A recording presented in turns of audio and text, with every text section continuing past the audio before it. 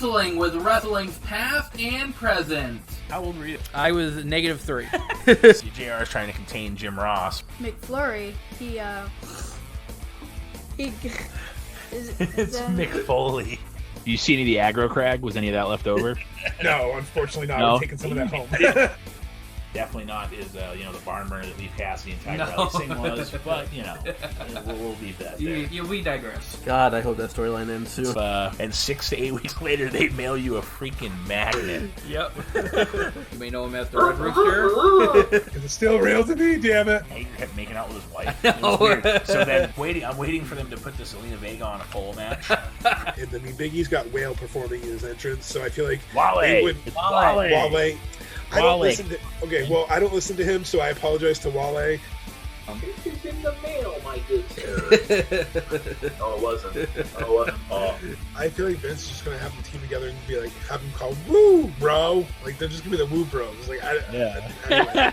Giving us a reason to come here and listen to ourselves talk. Absolutely, and then you can listen to us too.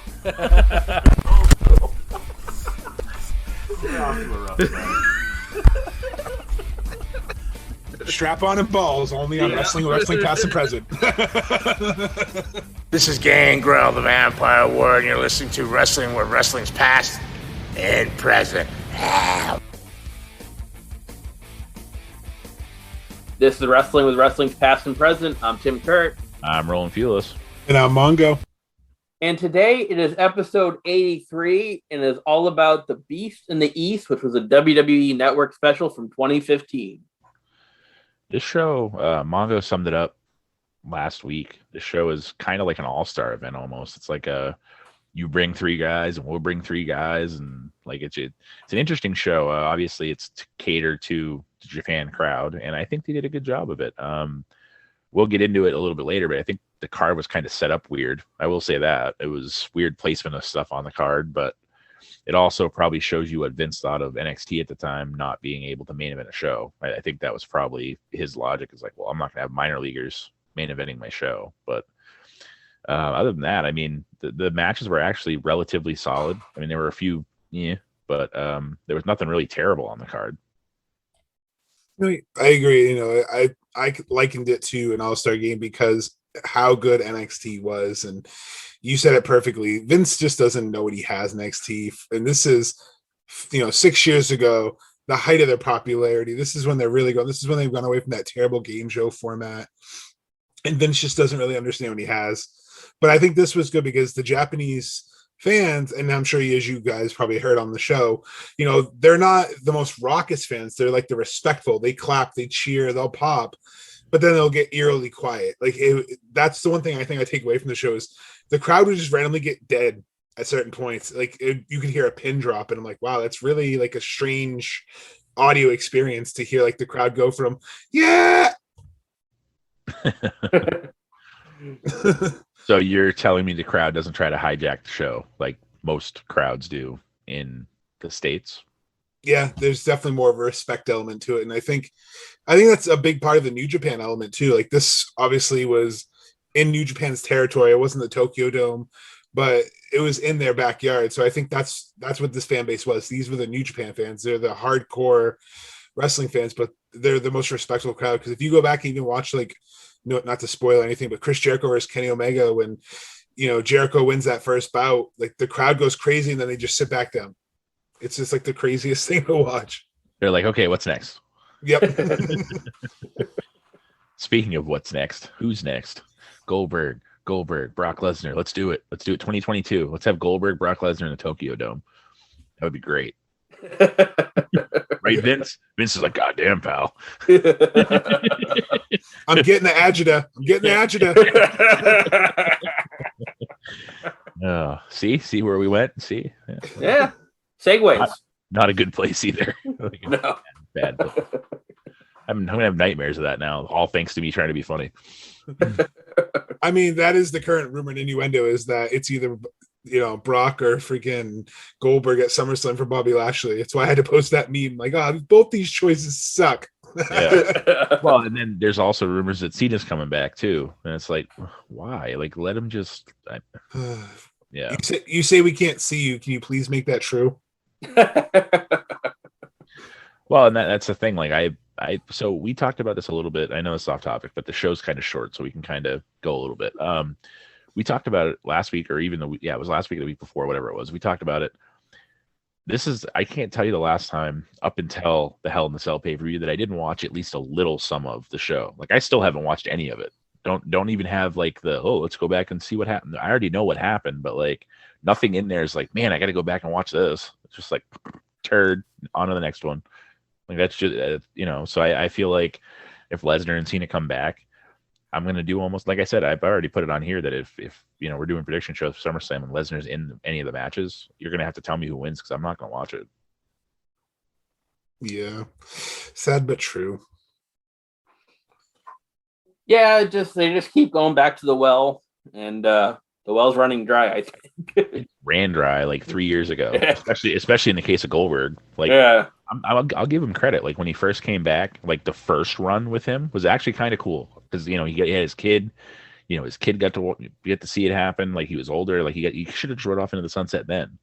But like coming back and being mid-50s and trying to almost kill the Undertaker, and just from there on out, it's just been garbage. So I don't, I will give Goldberg credit that first initial run coming back was pretty cool. It was nostalgia. And then Lesnar come back once a year, and it's like, dude, you're not the Undertaker. Like, just if you're gonna go away and stay away. Plain and simple. I think Goldberg's just trying to compete with Terry Funk and Brett Favre, the number of retirements he can pull off in the same calendar year. Right. Shout out to Terry Funk, by the way. He just celebrated a birthday a couple days ago. And he probably just retired for the 333rd. Yep.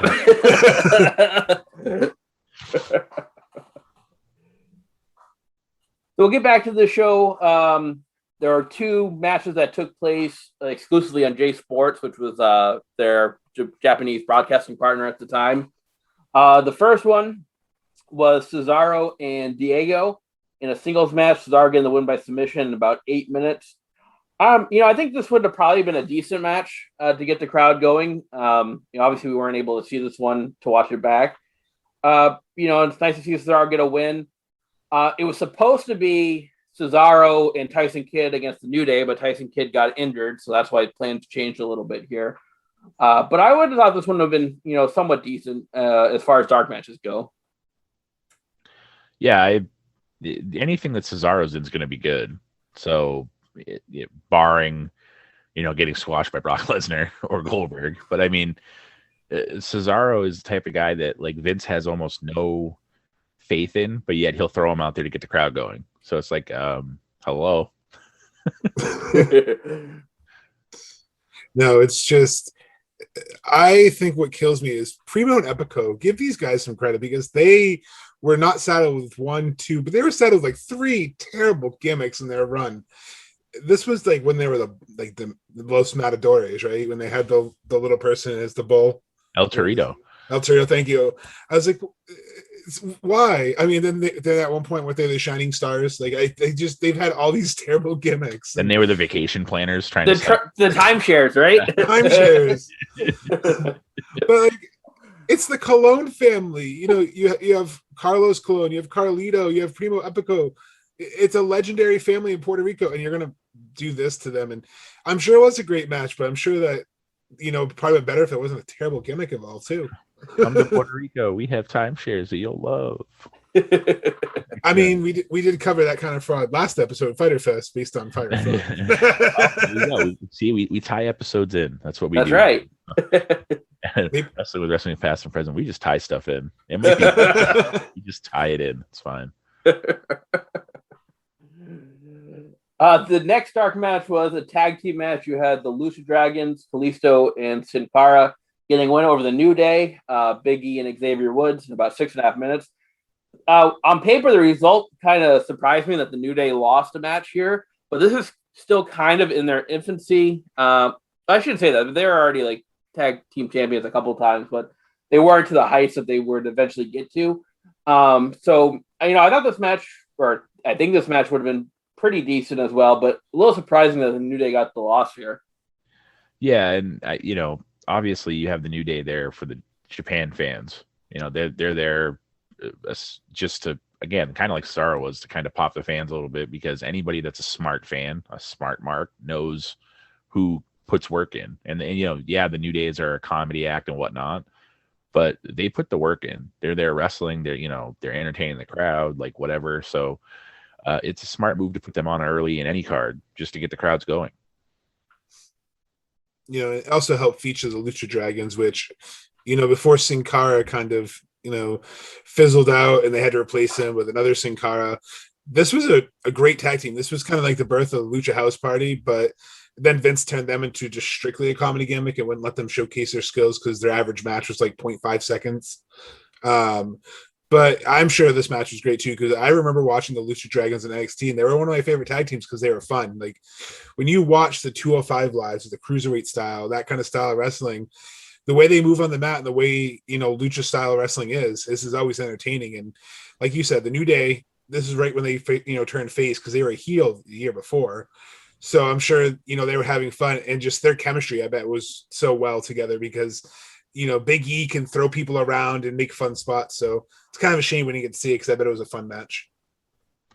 Well, and you got to think too, I think Vince let them go together thinking it was going to fail. Like right off the shoot, I think right off the rip, he's like, you know what? We'll let them do their thing. We'll let them be like preacher's sons at first, and this is not going to get over at all. And for a little bit, it didn't. Like people were like, okay, this is stupid. But like once they started realizing that they like fit well together, and they started kind of going a little bit away from like the Big E doing his like yelling preaching every week that he did, like his weird like, once they kind of went away from that a little bit, and even when they were heels, they were starting to get over on their own. Like it wasn't like they turned them. They didn't have to, because the fans saw, because they're smart and they saw the work they were putting in. And that's the thing. Like you don't have to put a Roman Reigns down our throats like you did when you were trying to push him as a face. If he's doing the work in whatever, he'll get over on his own. Like if the fans want him to get over, he'll get over. You don't have to try to like, and that's what happened with the New Day. And imagine if they had gotten over and they tried to keep him heel. Like, no, like they got over, let him go, and here we are, 6 years later, they're still relevant. No, I agree. And to kind of jump on your point about that, I think it's funny because I've never like been a Roman Reigns hater.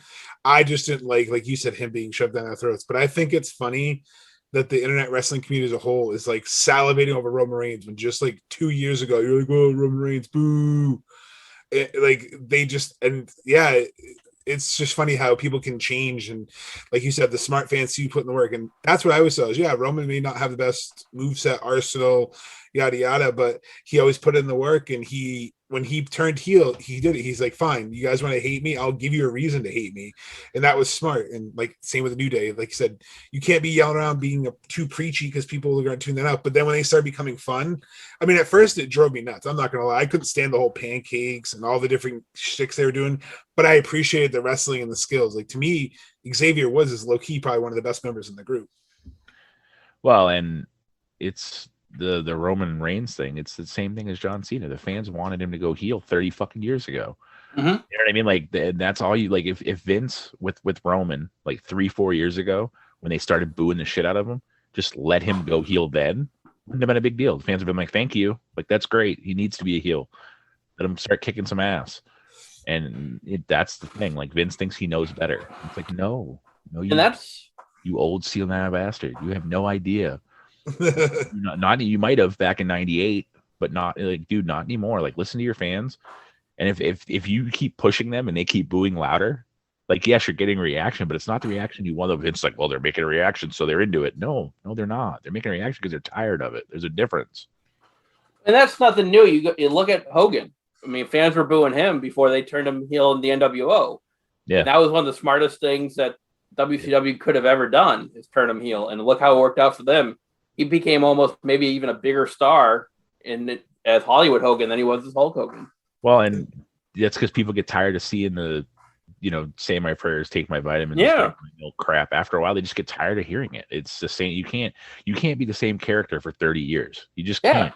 The only person that's ever done that is The Undertaker, and even he still changed within the character. Mm-hmm. Like he wasn't the dead man from that came out in 1990 with the purple dead eyes. He didn't do that for 30 years. Like that wouldn't have worked. Jericho, same way. Like if he was the the lion tamer, he fist pump guy that wouldn't have worked. Like Vince is trying to make Roman and Cena these same guys for too long. It's like just let them. And that's what I thought was comical about all of it. You can compare what they did with Cena to what they did with Roman. And if Roman hadn't come back and turned heel and they tried to shove him, it would have been the same reaction. People would have been like, okay, this is boo. Like, okay, face Roman Reigns, like whatever. Like, no, it makes sense. I like that you use Jericho as an example, because one of the things that he talks about in his first book is to survive in this business, you have to evolve your character. And he says, I'm not saying change your character completely. I'm not saying, but he's like, reinvent yourself. And it makes sense because every form of art and media has to evolve and keep up with the times, or else it gets stale. If you even look at podcasts now, when podcasts first came out, no one really listened because there's only one platform. But then they realized that you can now go on all these platforms. And with wrestling, it's the same thing. Chris Jericho went, like you said, from Lionheart to, Y2J to the cocky, brash heel to the you just made the list to Le Champion, like the evolution he's made. And even some of the rest of the guys like Finn Balor, not to spoil anything, he's going to be. Roland's on mute. I was more or less just trying to say, like, you even skipped over like the Painmaker and like the Save, like with Jericho, like it's the greatest point in the world. Like, just think of he's been around 30 years and he's had like 20 fucking characters. Like you can't, like Mongo was saying, you cannot, like, that's exact. And I don't get how people don't see that. I don't. You can't be say your prayers Hulk Hogan for 30 years and people are going to be like, you can't. Like, I don't.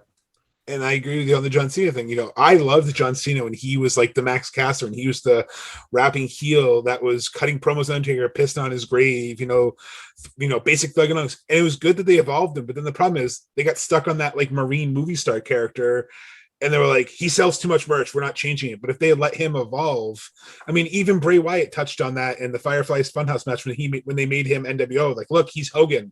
He's Hogan. If Hogan had stayed in WWE, he would have been John Cena. He would have stayed Hulkamania forever, and he would have been booed out of the building long before NWO was even thought about. Like, so I agree. You need to listen to the fans on that point. Sorry for going on the rant, everyone, but it gets frustrating. Like, these kind of cards show us, like, let these characters evolve, because the characters in this match that are still around are the ones who have evolved. And side note with the Hogan thing, like, did we ever find out who Mr. America was? I mean, Hogan passed that lie detector test. He passed. Well, Mr. America passed lighter.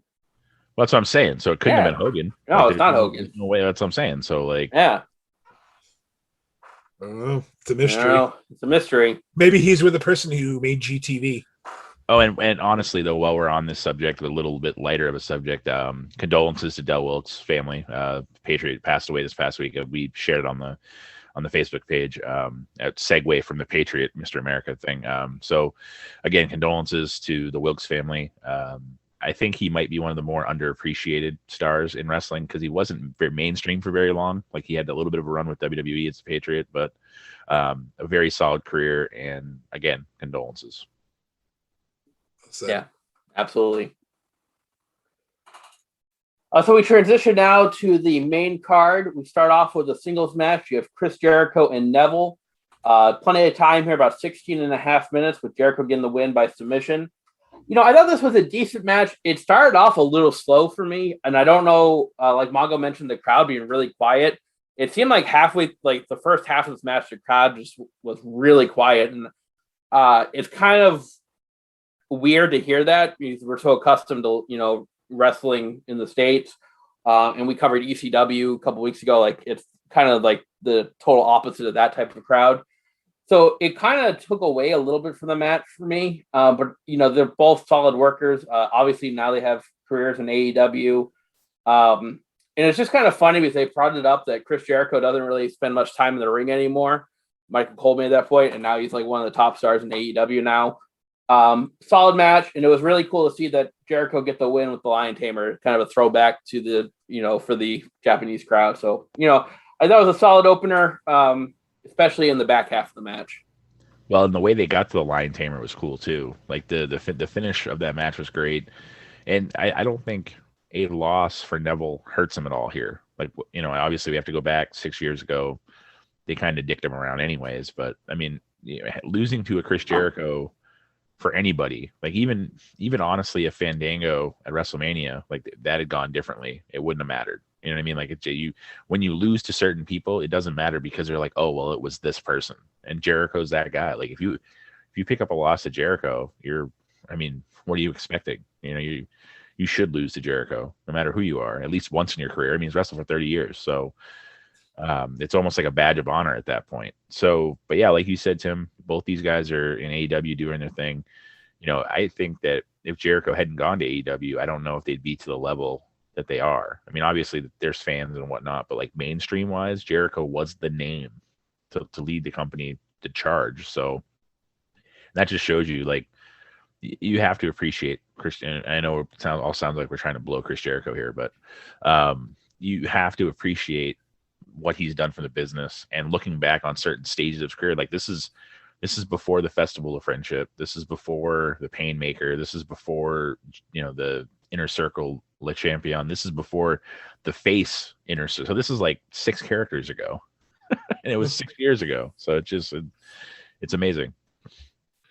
No, I thought it was a great match, and like Tim said, the crowd is definitely hard to watch because, I mean, listen to, it's hard to watch because of the cry, but it's a great match, and I think they let their wrestling speak for themselves in a great way. Like that Codebreaker spot off the top rope was gnarly. Like, just, you know, I had seen this before, but going back and rewatching it, I forgot how, you know, much chemistry these two had. And I think it's funny they both did end up in AEW because they have great chemistry. And like Roland said, you know, when they announced AEW and Jericho was a surprise announcement, that got more eyes on the product. Because, like, wait a minute, this is a legitimate contender now. There's a mainstream star. There's Jericho, who he's known all around the world. Like, he's a Painmaker, and this match also helped the Japanese crowd, I'm sure, kind of get lively because you're starting off with someone who started in Japan and almost finished his career in Japan. So they have someone who they know worldwide, and Neville, who's at this point up and comer, who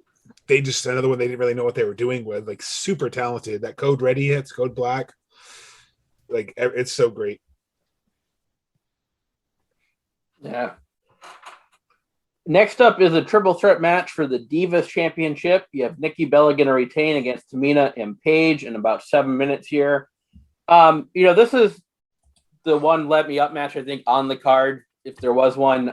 This is obviously before the women's, you know, revolution is still being referred to as Divas here. Nikki Bella's in her, you know, long title reign. You know, I wasn't really invested in this one. No offense to any of the ladies in this match, you know, but it was just kind of there for me. Yeah, I hate to, like, it seems like once a show every now and again, like whenever we kind of go back, we kind of crap on the women's spot, but yeah, you know, some of it is that the WWE didn't give a damn about it anyways. Yeah. So it's not necessarily the entertainers or whatever, but how are you going to have a match with Nikki Bella, Paige, and just throw Tamina in there and anybody really care about it? Now, granted, I think there's been a little bit of missing the ball, dropping the ball, missing the beat, whatever you want to call it, with Tamina from the beginning, from when she first came in to now. Like, at least they're doing something with her. There were so many start stops and whatever, and she's a monster. She's not. She's Jimmy Snuka's daughter. She's not. Like, so like I just feel like you would have been better off if you just had Paige and Nikki Bella in the match. Again, no disrespect to Tamina, it just I don't know. It was just there, like Tim said. It didn't really do anything. It was just there, and the crowd didn't really seem to know what to do with it either. They were just like, okay, next. Like they didn't, you know. You know, it's a shame because Paige, you know, as we talked about several times, is probably one of the most talented women wrestlers that, you know, what could have been, because her career was cut short. And I know this was the whole storyline, but the wrong person went over. Like, first of all, Nikki Bella, that was the most lamest forearm finish I've ever seen. Like, apparently that was the most devastating forearm in sports entertainment, because I don't even know what the hell that finish was. So that definitely takes away from the matches. It was just a clunky finish. They didn't want Paige to eat the pin, so they're like, oh, let's have Tamina do it. But I think Paige should have gone over and tapped out Nikki Bella, and that place would have just went electric, because that would have been her third title reign. It would have cemented Paige more than they did, because then this is kind of when they were like flip-flopping with Paige. Like, what do we do with her? She had that great debut and that great feud with AJ Lee, and now she's losing in a triple threat in Japan, even though Japan would go crazy if she was the one to beat Nikki Bella. Yeah. And mind you, this is 2015 where a forearm ends a match. It's not 1973 where someone hit you with a devastating forearm and the match is over. Like, it just, weird. Yeah, this isn't Stan Hansen. This isn't Stan Hansen's Lariat. This is Nikki Bella, like, going, like, forearm over. It's not like Hardcore Holly with the steel plate in his arm either. or Luger with the steel plate in his arm, and then you have the clothesline from hell from Bradshaw. It wasn't that. It was, it wasn't even a Ric Flair chop, for God's sake. It was a Nikki Bella forearm. I know. So it's like, okay, so wrestling logic, you're telling me that a tombstone off a top rope can't put away Sammy Guevara, but a forearm to Tamina. Oh, back up the truck. Back up that truck. Although we say that, AJ Styles has made a pretty good living with the forearm. So yeah, this is phenomenal. Dude, so hold on now. You're gonna tell me that Nikki Bella threw a phenomenal forearm? No, I'm not saying that. Okay, good. Don't try to go there, because that, she didn't springboard. She didn't even like pretend to hit it good. Like, it just like it looked like she like, oh, you got something on you, and like brushed it off, like yeah. And then Tamina's like, oh no, down, and yeah. You could have like wooed Ric Flair style and blew her over with the air that came out of Flair's mouth. I don't know. It was weird. I don't know. But anyways, yeah. It would have looked like me trying to walk, losing my balance, wobbliness, like it, and that's kind of a joke, but it's also serious with the spinal condition. Like, when I first got home, like, that was the thing, like trying to get up and like, whoa, like a weeble wobble, like, except I do fall down. But anyways, on to the next one. It is a singles match. Brock Lesnar and Kofi Kingston. This is your typical Brock Lesnar squash match. The match went 2.5 minutes. A couple German suplexes and an F5, and that's the story. All she wrote there. If I'm Kofi Kingston, I'm going to be pissed. I'm going to make the trip all the way to Japan just to get squashed in 2 minutes. Hey, all it was they replayed the same tape when he lost the title to Lesnar for the first SmackDown. Yeah, it's like the same. They just replayed the tape. It wasn't. They just changed the crowd. Yeah, they just replayed the tape.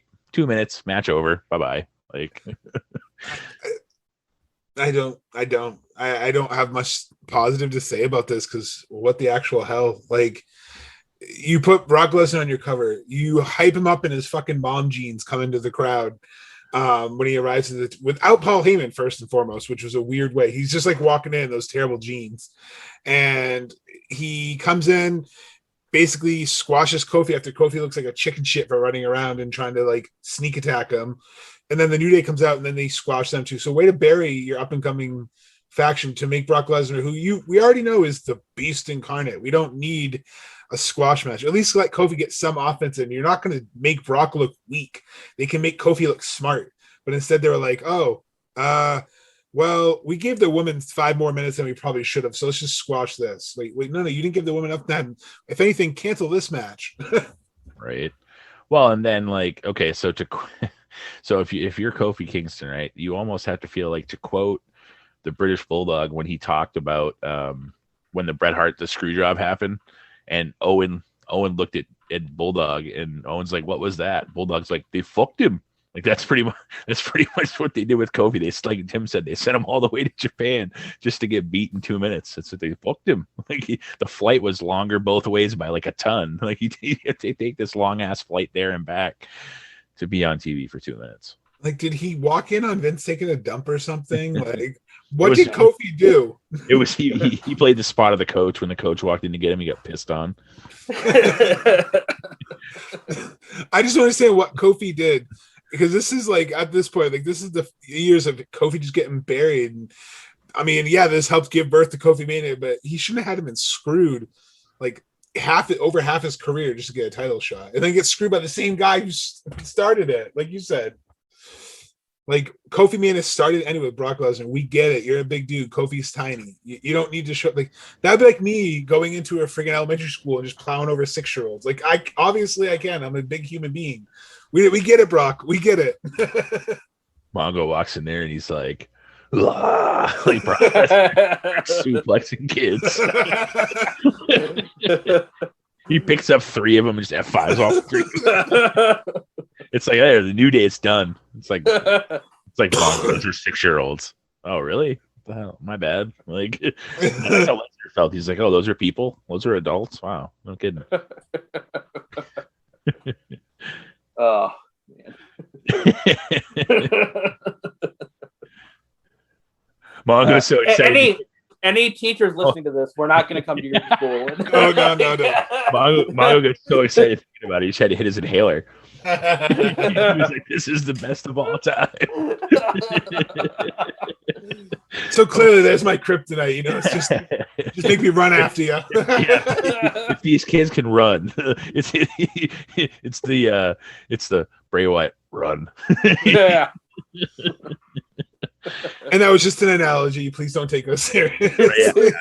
Full disclosure. A poor analogy, but an analogy nonetheless. I don't think Mongo. I think there's like a -1% chance he's gonna do this, but just the odd chance that like someone thinks he's gonna, like it's not really gonna happen. No. Oh boy. My belly hurts. That was good stuff. Next up is the singles match for the NXT Championship between Finn Balor and Kevin Owens. To me, this is what made the show worth watching, and I'm not just saying that because I'm a Kevin Owens fan. This was an excellent match. I love the the nod to the Japanese tradition with the streamers and with the flowers, and then classic Kevin Owens throwing the flowers back. It was awesome. Finn Balor, actually both of these guys spending time in Japan.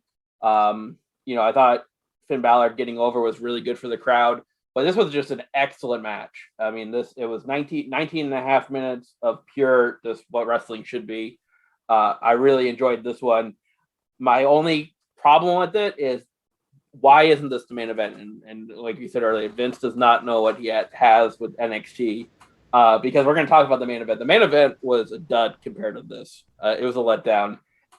This was phenomenal, and that's what made the show worth watching to me. All right, so before we go too far into this match, so Tim, I'm going to look you right in the eyes in this camera. You're telling me that if it was Finn Balor and Bo Dallas, you would have liked it? Like it has nothing to do with Kevin Owens? Maybe a little bit. Maybe a little. Okay. But I mean, to be honest, the match was easily the best thing on the card, and it's not saying much because the card wasn't all that impressive. However, this match would have been the best match on a lot of cards. Put it that way. It did. Their chemistry was good. They both, they both could go. I mean, they both still can go. And it just, like we said at the beginning of the show, like I mentioned, it's just Vince doesn't know. He's not going to let AAA wrestlers, essentially in his mind, minor leaguers, main event his major league card. And it's stupid because that match easily, and it's funny too because they're like, well, we got to send Cena out last to send the fans home happy. It's like, no, you don't. You don't need to have Cena on your card. You don't need to have Brock Lesnar on your card. Holy shit, we're talking about the same thing 6 years later. You do not need these guys to send fans home happy anymore. You just don't. Don't pay them the money. Don't why wait? You're releasing people left and right, and a lot of the thought is they have to pay Lesnar and Cena, and they're trying to save money, and that's why they let Braun go because he had a big contract. And it's like, dude, you don't need these guys, and even then, you didn't need these guys to send fans home happy. Like, yeah, the Lesnar thing was cool because he was going to be in Japan or whatever and whatnot, but like, you don't need them. You don't. And this match could have ended the show, and the fans would have been plenty happy. There's no way that they would have been like, oh, we're disappointed. Where was John Cena? Where was, and even to Kevin Owens' point, he mocked John Cena's moveset. So you didn't even need John Cena. He did the 5-knuckle shuffle thing. He did like the 3 moves Cena does after that. Cena was there. Like he did, so but yeah, this was so whenever we watch NXT, I see matches that I wish I had seen before the time I seen them. If that makes any sense. Mm-hmm. I know that's like terrible English, so I apologize. But like it's true. There's some of these matches that I've never seen before, and I wish I had seen them before the time that we watched them for the podcast. This is one of them, hands down. I don't know how I've gone so long without seeing a match of this caliber. I was joking with you guys last week that you're going to enjoy the Kevin Owens match because one, I knew I could pop Tim because he's like me and he's a hardcore Kevin Owens mark.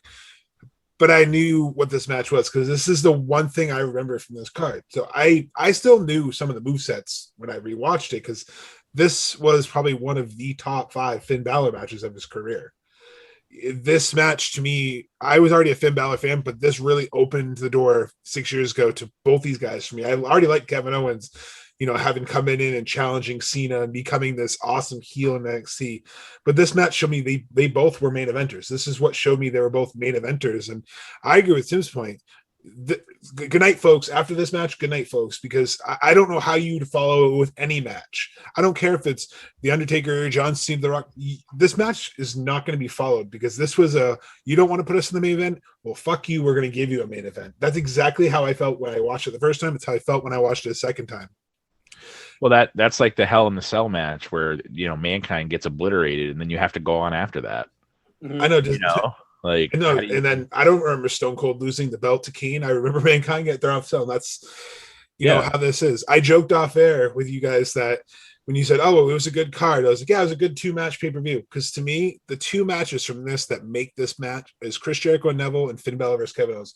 Those 2 matches are the only matches that are really anything on this card. And this Finn Balor match, like, if you're we say it all the time, but it's true. If you're gonna watch anything, watch those 2 matches.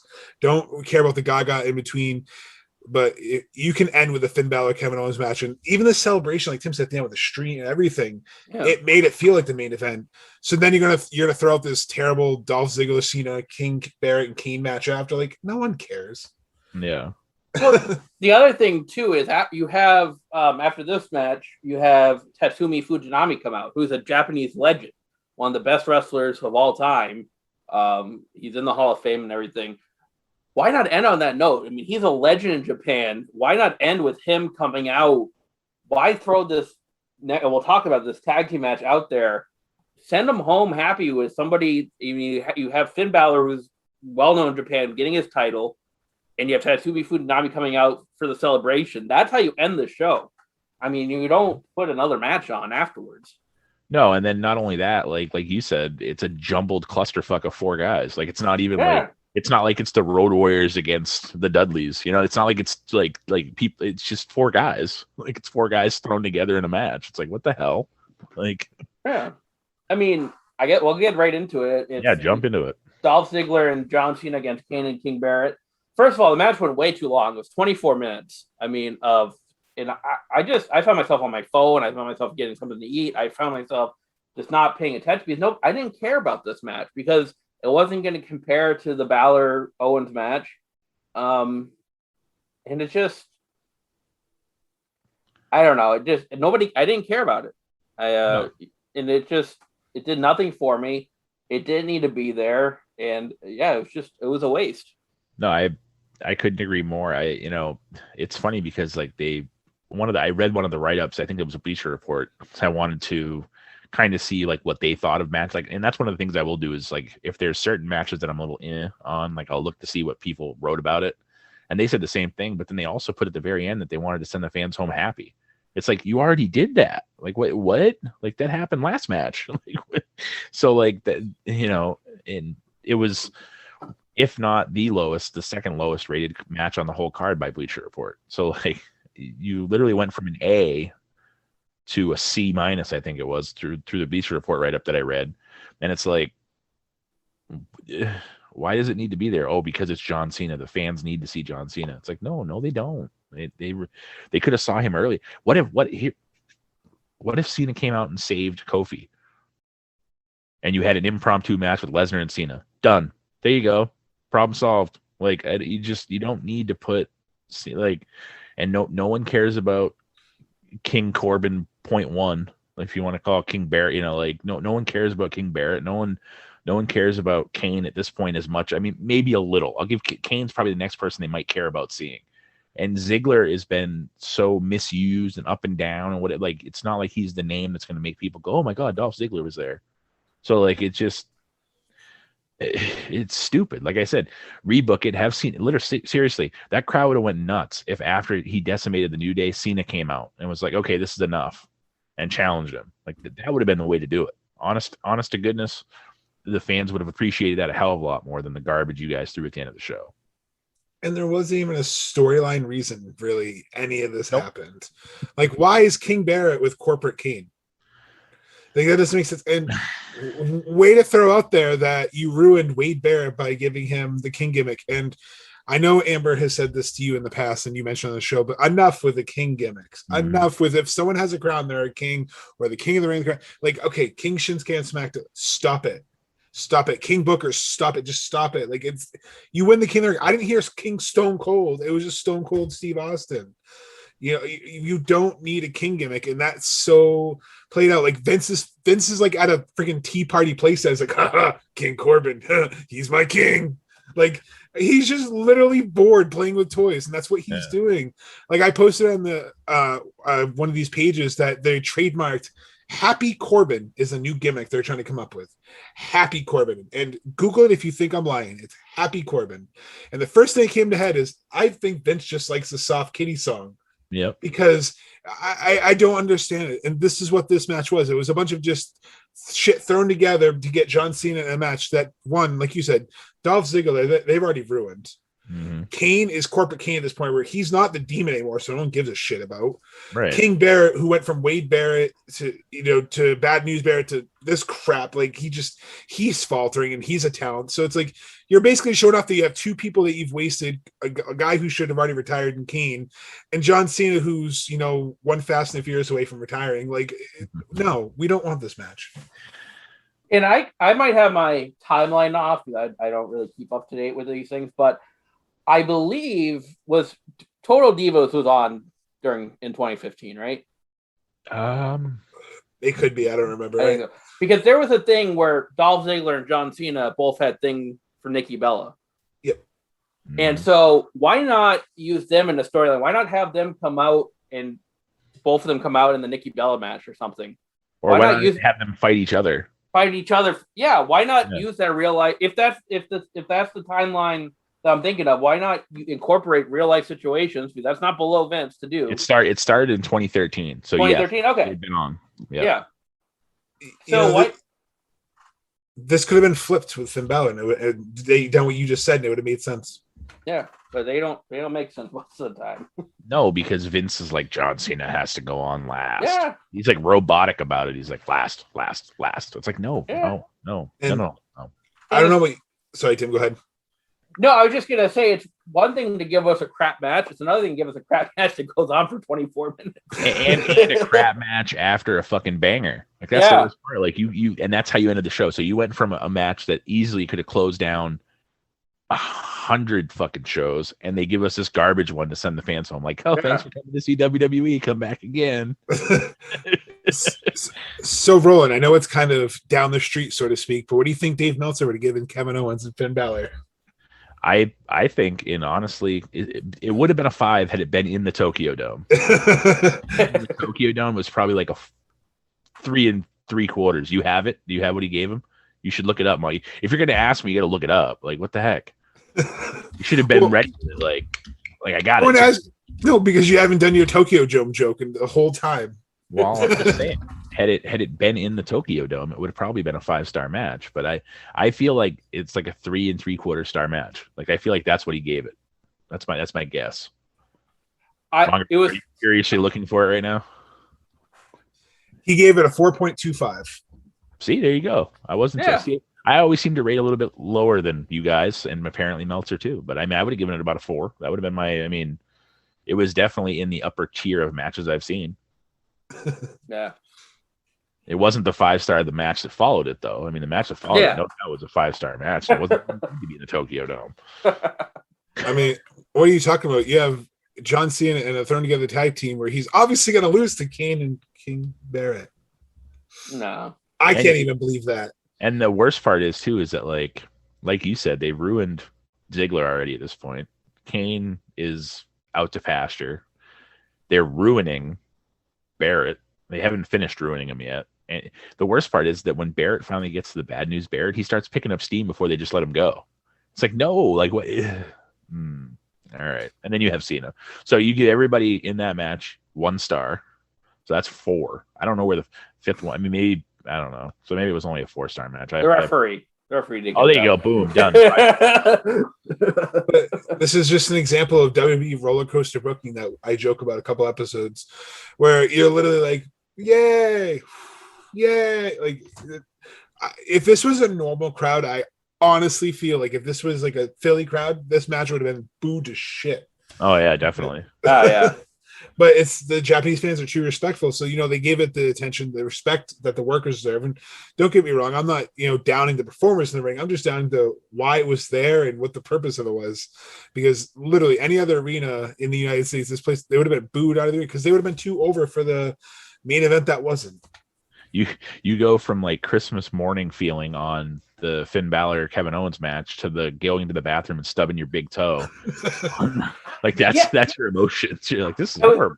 I was thinking of it too. It's like the day after your 21st birthday. You should like you're like, great. Now I'm now what?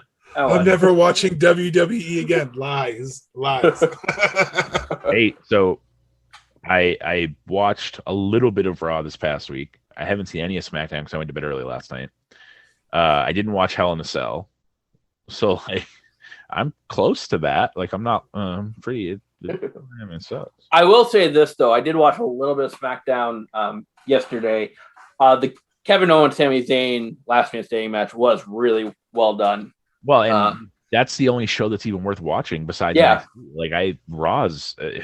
If they were smart, I mean, I know Mongo had seen something a while back and he shared it with us that they were talking about going back to 2 hours for Raw. That would be the smartest thing they could do, because 3 hours of this garbage is like 2.5 hours too much.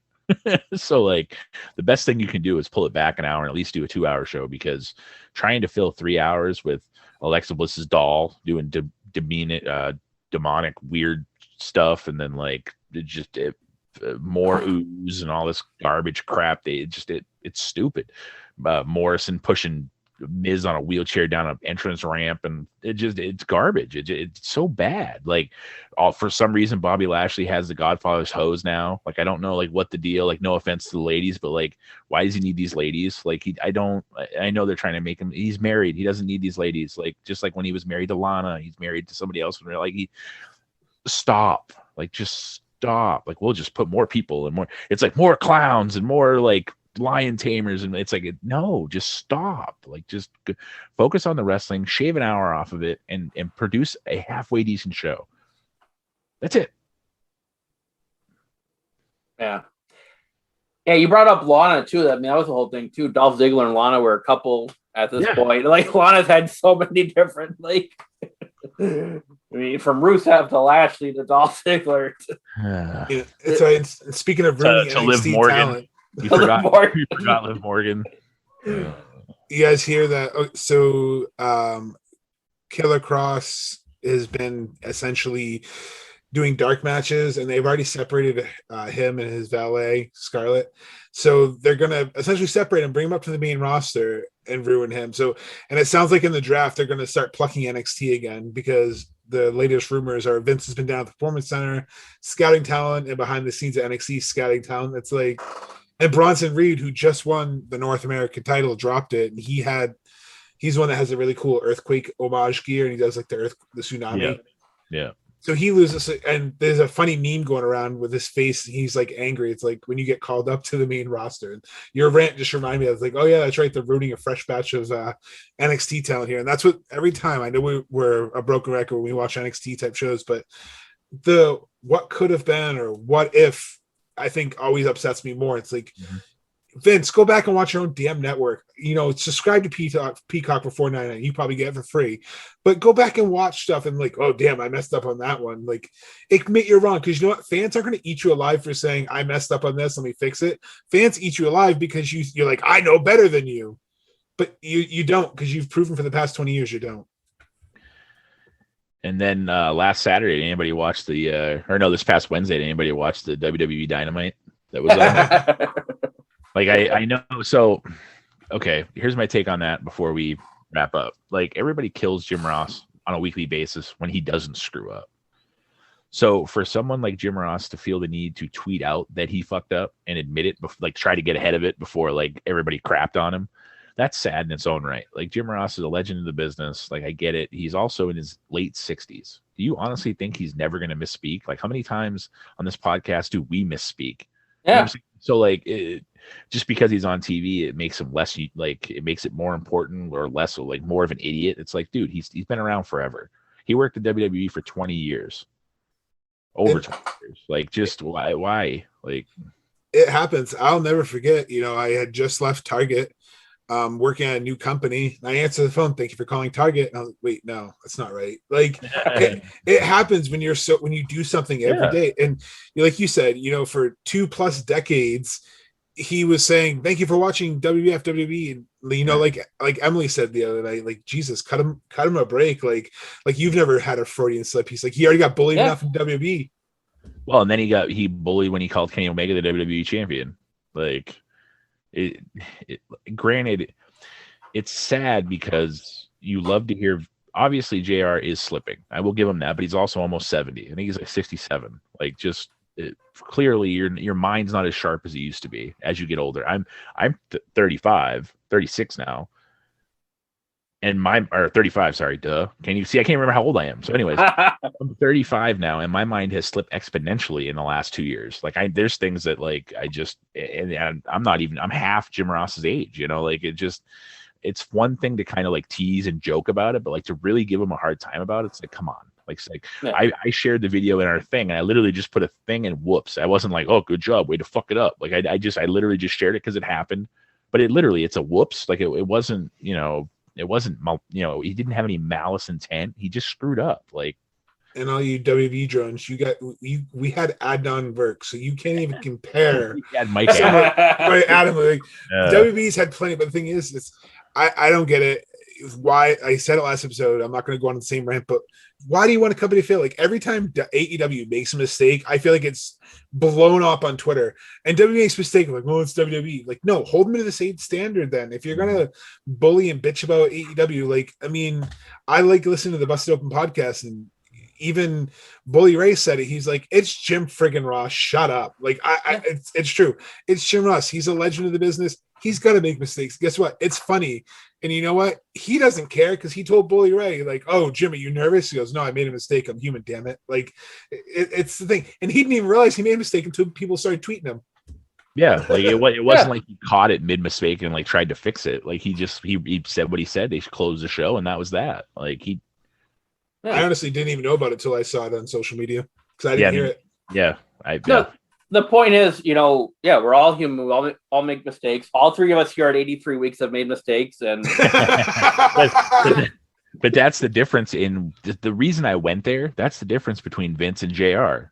JR is coming right out and saying like, "Oops, I screwed up. My bad." Like, and Vince is meaning like, "We haven't done anything wrong ever." It's like, no, you have a lot, like a lot. 80 Vic.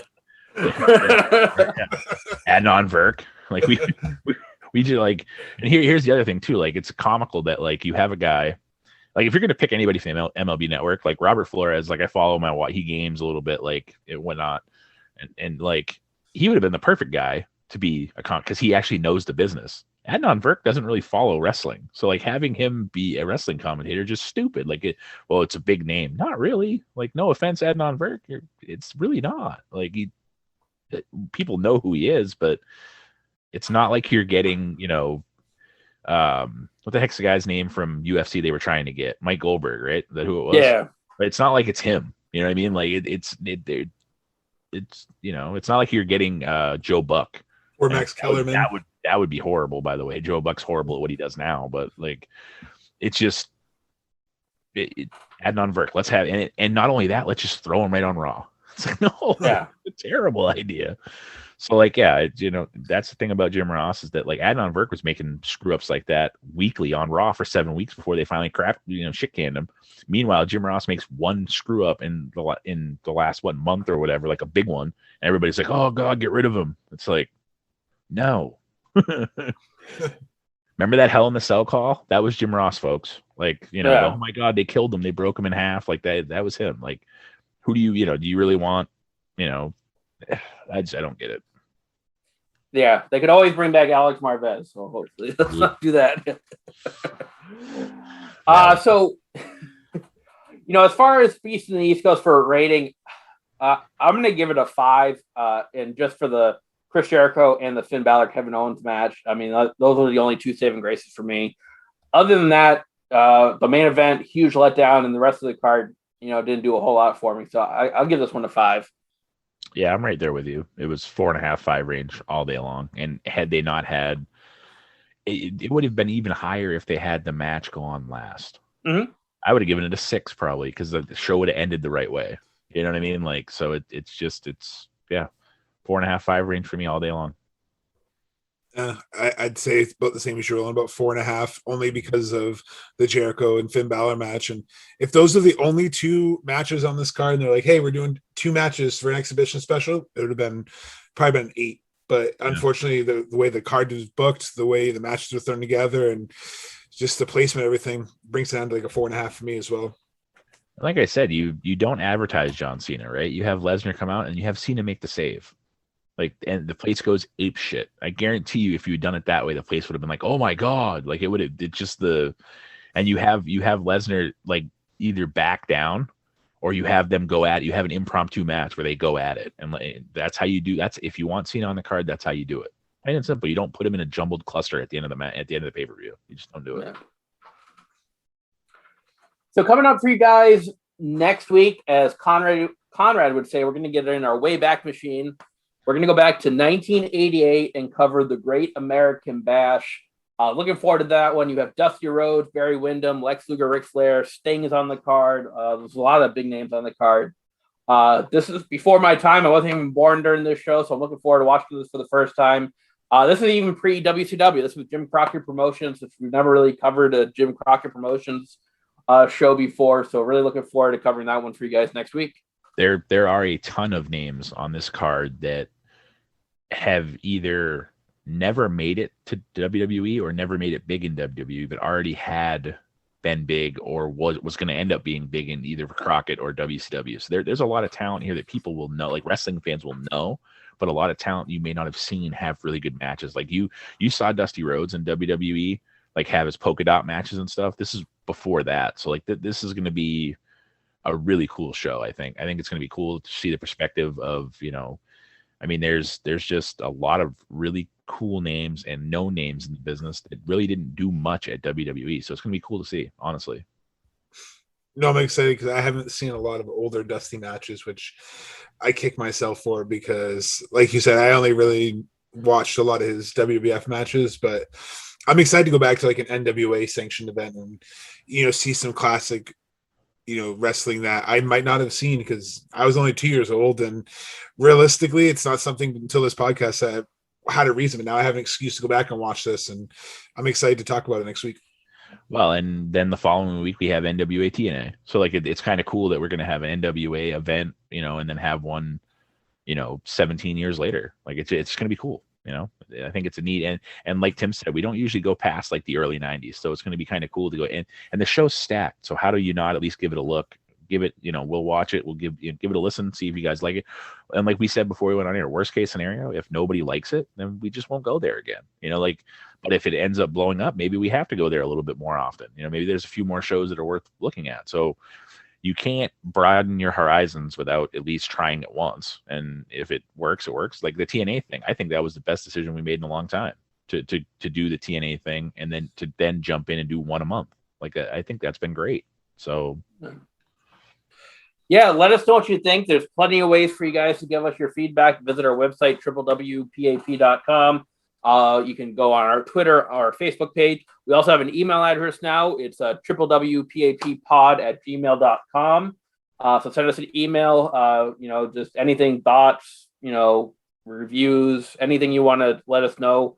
If you want to troll us, you can do that as well, but we highly advise against that. Yeah, we'd rather you not. We'd rather you not. If you're going to take the effort to reach out to us, like either it be a serious criticism or like a compliment. Like don't just be like, oh, you guys messed up something. Yeah. It's just everybody's human. It's the same thing with like the Jim Ross thing. And we love that we're growing and whatnot, and we get where you're going to have your fair share of people that for some reason just must live miserable lives in their parents' basement and have nothing better to do, that want to troll people, but just don't. It's just there's no point, and it's not like you trolling us is going to make us stop. No. So absolutely, like just echo both you guys. Please make sure you're letting your friends know about us if you know any wrestling fans, because that's the best way. Just let them know, check us out, and if you do, please leave us a review on any of the platforms you're listening, because it helps us with the algorithms. I mean, we've been trending up in the charts, and that's because you guys are listening, but you can really help us out by, dropping us a review, and be honest, and we'll read the best, we'll read the funniest, and we've read a couple on air already. So please drop us a review and let your friends know, because that's the best way to help us, is just let your friends know. It doesn't cost you anything, and it helps us out. and also going forward, maybe we can start doing some polls of stuff you want us to cover. Like at one point earlier, before the show, we were kind of split on what to do for next week. We could have thrown it to you guys for a poll. So like the more participation we get, the more likely we're able to do that, because we need to have people to vote. We don't want to have a poll and have 4 votes. Like, we want to have 20, 30, 50 votes and have people. So like, keep growing it, and maybe we'll get there. And then maybe you guys can, maybe once a month we let you guys pick a show. Like that would be cool. Like, maybe we get there. Who knows? Yeah, absolutely. So stay tuned for next week for Great American Bash 88. Thanks for listening to us today. Hope you enjoyed our show on Beast on the East. Everyone have a safe and happy 4th of July weekend. And we'll be back next Saturday at 5. Until then, I'm Tim Kurt. I'm Roland Fulis. And I'm Mongo. And this is Wrestling with Wrestling Past and Present. I hope you're all having a nice day.